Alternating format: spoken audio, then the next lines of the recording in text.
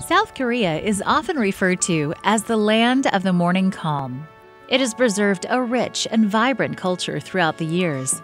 Many Koreans have great pride and appreciation for their country. In a small suburban community, a group of young people are getting their traditional costumes and instruments ready to go to their town's central park and put on a show.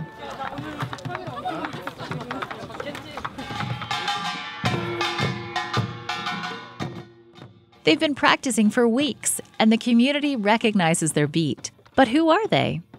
Yeah, down south in Naju City, and there is a very much unique church. All the church members are youth members, middle school student and high school student, except the pastor and his wife. This youth church is run by the youth and for the youth. They've built a solid group of members who are involved in all the church's activities. The traditional costumes and instruments are just one of their many activities to greet the community. But this church didn't always work this way. Pastor Shin used to be a deacon in a church. His oldest daughter, Bo Hwa, was a middle school student. There was no one her age in the church, and she was lonely. So Bo Hwa's mother knew she had to find friends for her daughter in the church. In the beginning, she didn't have enough funds from the church. Therefore, she began to bake a Korean-style pancake on the street. And she gave it to the passers-by students. And so that way, she gathered a lot of students. And then as of now, the church baptizing 20 or so young people every year. Thanks to the mother's efforts and pancakes, the youth congregation was growing. As the church grew, Bo Hwa's father felt the call to join the ministry. At that time, Bo Hwa's father was a deacon, but he was feeling God's call to be a minister. When he was 47 years old, he went to the theology training, and his older daughter followed him. And then eventually the youngest daughter followed.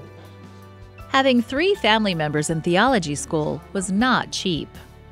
So one year, the father was a senior, and the first daughter was a sophomore. The youngest daughter was a freshman. 3 of these are in the same classroom. And while his wife was on the street to bake the pancakes, and she supported the 3 of these students, husband and the first daughter and second daughter. Again, the mother came through by baking the Korean pancakes. Even before I started, I prayed for a long time and I read the Bible to get the knowledge. When God made me successful in this ministry, I thought that it was the work of God. At first, the community didn't know what to think of this church. But the youth decided to give to the community. They visited the homes of the elderly.